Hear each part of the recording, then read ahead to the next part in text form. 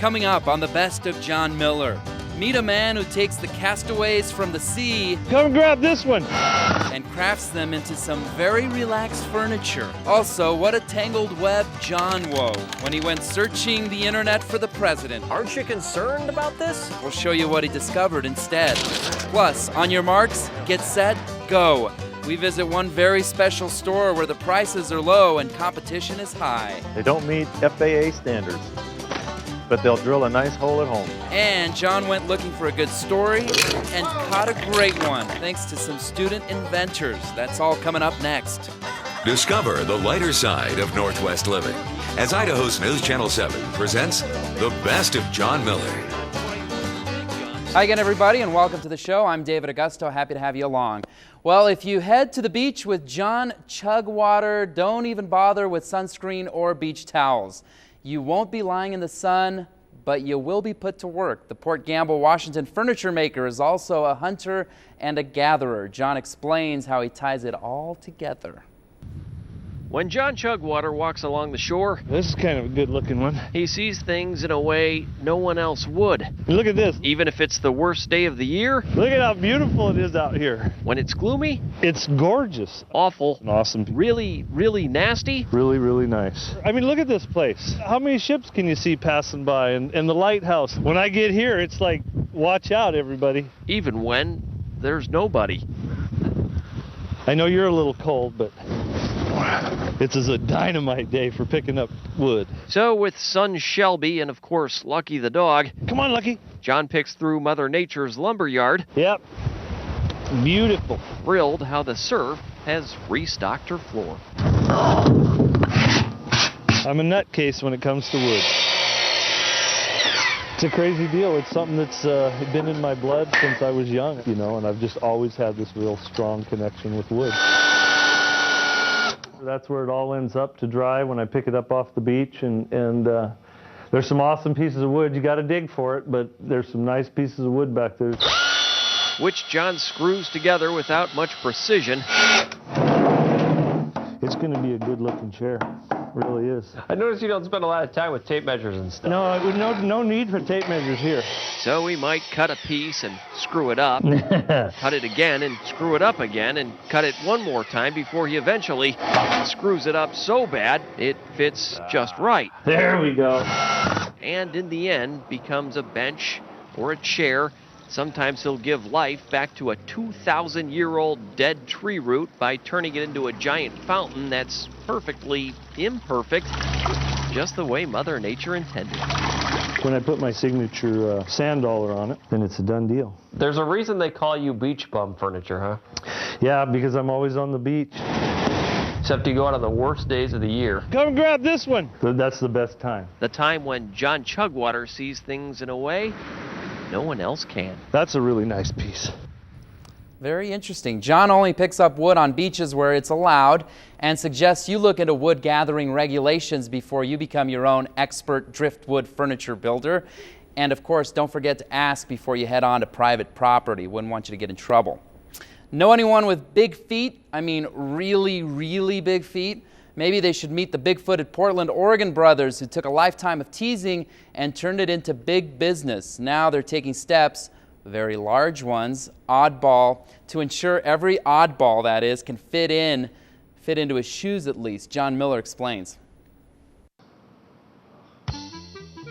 So you've come down from Seattle today and you want a new pair of shoes. Right. And it looks like you're right around the 9.5. But of all the shoes, high tops, low tops, Caterpillars, Converse, and Canvas covering the showroom and the shelves here at Oddball Shoe Company. the last thing 6'6" brothers Seth and Zach Longacre are going to find you is a wimpy little 9.5. Yeah, beat it.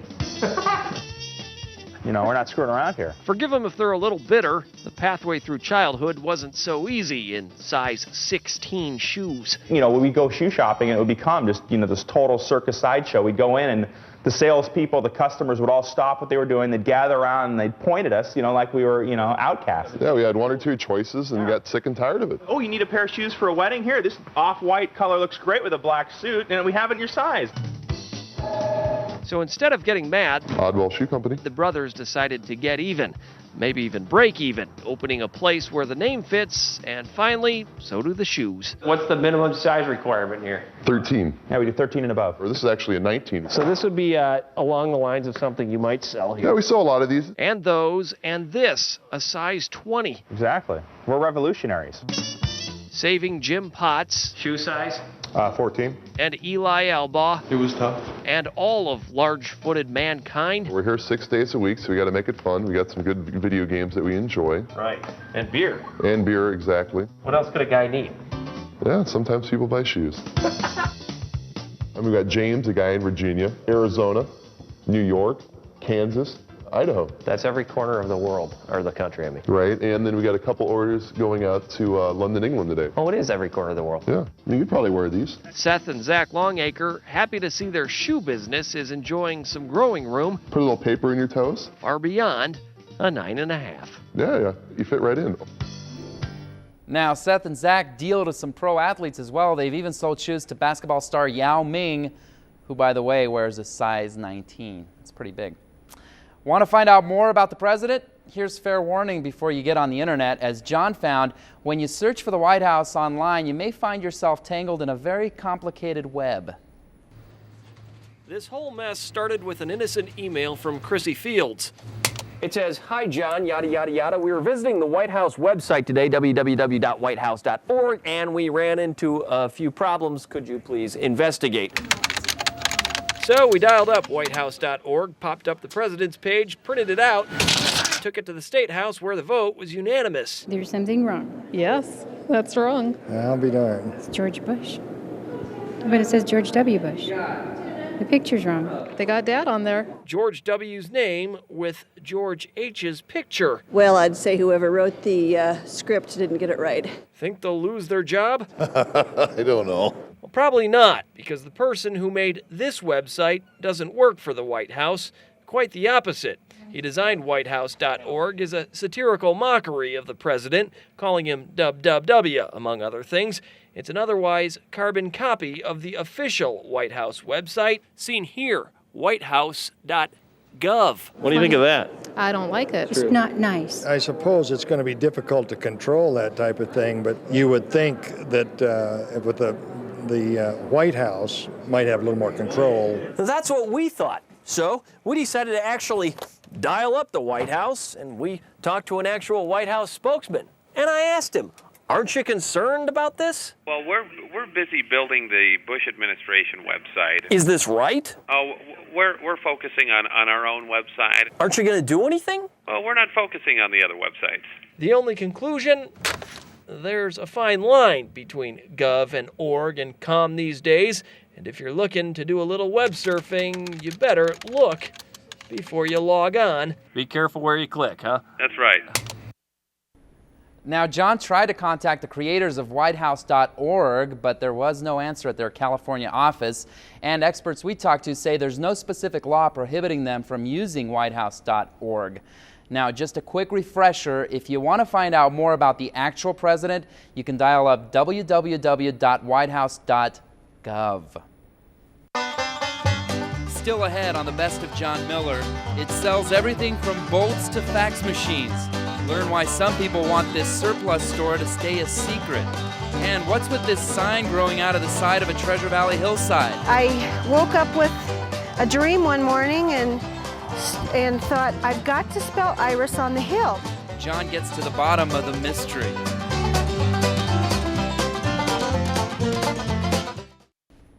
Welcome back, everyone. A roadside mystery has bloomed in Boise, high on a hill above Interstate 84. A single written word that's spelling curiosity for passersby, which in turn spelled email for John, asking him to solve the secret of the sagebrush. From about a half mile, the word is as plain as day. The meaning is not. We were kind of wondering from the other side of the road what the purpose of Iris is. I woke up with a dream one morning and thought, I've got to spell Iris on the hill. Kind of like that movie, If You Build It. I know, we were talking about that. So you'd started and you cut out an I, right, and then you cut out the I and the R. Yeah. So Yeah. then people are wondering what I and R are going to be. Actually stopping on the side of the road to study Diane Paulson's grassy grammar. They're 66 feet tall, each of them. Wow. Guarded by your two furious bovines. I'm trying to get attention, that's all. She'd probably have gotten a lot more if she'd written the words "for sale" underneath. Of course, Iris took 4 days in itself. Right, you'd probably have to pay me about $1,000 to get down there again and put for sale. I know what we'll do. We'll just put some graphics on there like our own, and it'll say Iris, and then we'll just add in for sale. That would be good, thank you. Diane was sort of hoping people would see Iris drive up the hill and ask, What do you have? And so, but nobody came up. Right. We did. Thank you. But we're a little late, huh? Yeah. Well, the season's over. Of course, the bulbs are for sale year-round. The sign will probably be there forever. And maybe next year you can add the for sale if you get real gung-ho. No. No? You know, you don't even have to write No. 4. You can just make a 4. No. We recently talked with Diane. She says the sign is still up there and it's become something of a neighborhood landmark. And she says if you're interested in her irises, feel free to follow the road on up the hill by South Eisenman Road. Still to come, look out Mickey. Some students are using their imaginations to create some very creative mousetraps. Yes, the thermal energy carries it to the rope, and the rope burns, and the washer hits the mousetrap. And next, this is one sale where the getting's good. It's something new every single day. But if you want in on these bargains, you'd better act fast. Find out why when the Best of John Miller returns.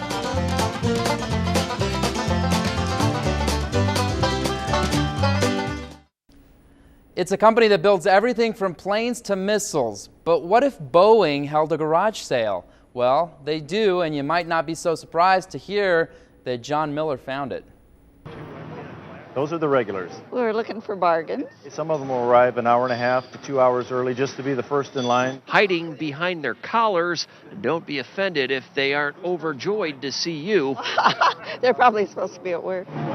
Clearly, not everyone was happy to see us. No cameras allowed in the store. So it goes at Boeing Surplus Sales. It's an average day. Where Dave White manages the store and the Stampede. We have about 1,200 customers a day come through our doors. Led by the guy in the red flannel shirt. He's going real fast. Well, they like to come in and grab all the gold they can as quick as they can and get it in their carts and cover it up. I mean, everybody knows Boeing is in the business of airplanes, but few people knew they're in the business of projectors and typewriters and doohickeys and doodads, and I mean, the place is being overrun with mice. In fact, when the aerospace company is done with, say, a phone, a fax machine, machines coming out our ears, logic analyzers, differential comparators, even dartboards. No thanks. This is where much of it winds up, waiting for someone to buy it up and put it on eBay, which is why if they've got one, everyone wants to be the first one to find it. Red flannel shirt guy moves, man, that's for sure. Yeah, he's a regular. He's been coming here for years. How much can he make with a cart full of what looks like old junk?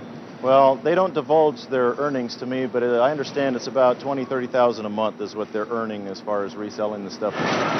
Where's he going? He's heading over to the tool room. Where 10,000 old used drill bits have one thing in common. They don't meet FAA standards, but they'll drill a nice hole at home. And home is where red flannel shirt guy was heading. Yep, time to go. Well, was it a good haul today?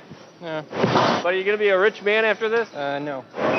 Not big on answering questions about this stuff, are you? No. Just big on buying it. Whether or not they found it today, you can bet they'll be back again tomorrow. It's something new every single day. Wow. Some days that surplus store gets 12 truckloads of new stuff, and we understand, and this might not be a surprise, there are occasionally physical confrontations between aggressive shoppers.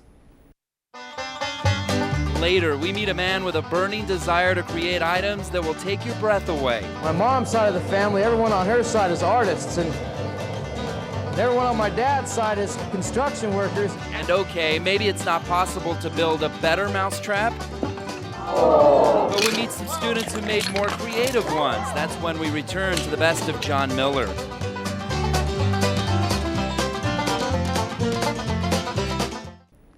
Welcome back. Ever had a mouse problem? Well, mice beware. Back in 1998, some kids at Liberty Elementary built the better mousetraps, and John takes a look. In theory, if you wound up your little brother's train, started a fire, employed the trickle-down theory and the domino effect, inch by inch, row by row, how long would it take to spring a mousetrap? 2 minutes. Yes, the thermal energy carries it to the rope, and the rope burns, and the washer hits the mousetrap. In theory, but in reality, when you mix weights with water, 2 minutes is forever. It's kind of about like if you're alone, usually it's like works better, but then you're in front of people. You know how that is. Science teachers Michael Kuntz and Aaron Luthi set up the experiment and set the mousetraps, hoping kids would gain knowledge of energy at the risk of losing their fingers and setting the school on fire. 1, 2, 3. Whoa! 7, 58. Potentially explosive experiments with test tubes and pulleys that in the end were explosive. Awesome! So they could take any devices they wanted from their home and put it together in any way and try to make it last 2 minutes before it set that mousetrap off. Now, I don't know about you, but I would never consider hooking a clock's second hand to copper wires attached to electrodes and a rubber eyeball that performs 57, 58, 59, 60! like clockwork. That was 2 minutes exactly. And by the end, I truly believe they understand how energy works. And, oh yeah. No animals were hurt during this test. And neither were any teachers. All 10. Which isn't bad for you, huh? That's good. It's a good year. Now, again, we do want to emphasize no mice were injured in the experiments, but a few lucky students did win lunch at McDonald's. Coming up next on the Best of John Miller, this guy has a glimmer in his eye and fire in his belly. Right now it's about 2,200 degrees or so. To create some amazing handcrafted pieces of art. There it is.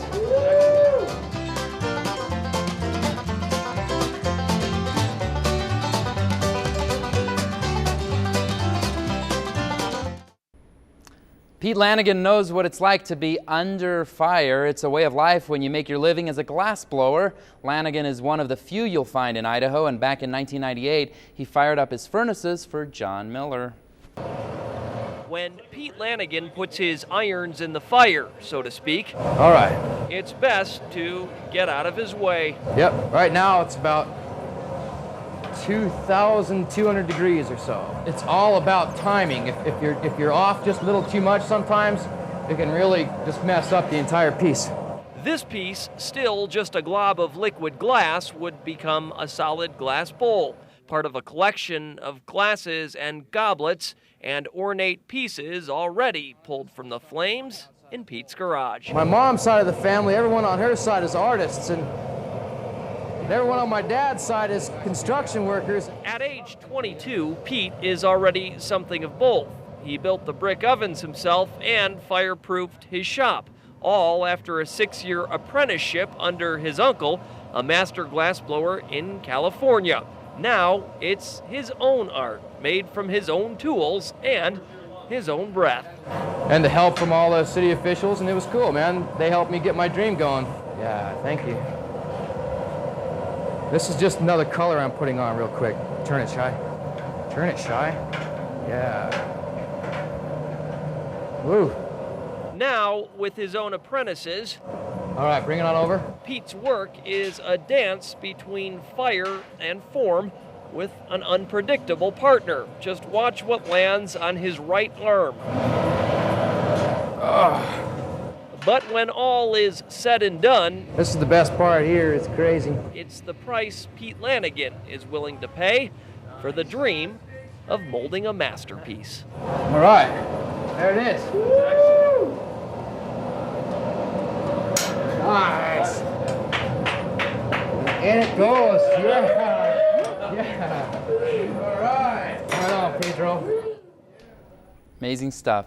Finally, want to make the Emmett High School drill team? Well, you have to be skilled, precise, and an insomniac. So join John, pull up a chair, and see how 14 girls rocked for a day and rolled in some serious cash. They're the girls from the Emmett High School drill team. Yep, Royal Blues. And now they're Just royally tired right now. 14 teammates Trying to please everyone. Hi, Mom. stuffed in the Emmett City Park band shell Trying to stay awake. for 24 hours straight. Trying to get along with the coach. Who keeps hosing them down. Wow, that's effective. Yeah, it works. It's to earn money so we can go to camp. How many buckos is this thing gonna raise? 234. $234 per rocker, so it's worth it. Yeah, it's way worth it. Even if you guys are starting to get a little grumpy with each other. Everyone gets on your nerves really fast. We'll get over it. They're in front of an average crowd of one. Pretty exciting, huh? Oh, yeah. So what's the hardest part of this? Keeping yourself busy. Passing oranges and lifesavers at 4 in the morning. Well, we learned to crochet. Oh, great. Sucking down caffeinated beverages, which lead to a whole lot of breaks. Who's got to go? The only brief relief in a 24-hour rock-a-thon. 9, 8, till it's time to tick down the final seconds. 5, 4, 3, 2, 1. So where are you guys going now? Home! To bed! Girls rocked to the tune of $3,000. Not too shabby. Well, that'll do it for now. We'll see you again next week as we continue our look at the best of John Miller. Cue up the banjo music. Idaho! How's it going? She is cheap. Oh, man. Revenge is sweet. I'd say the odds.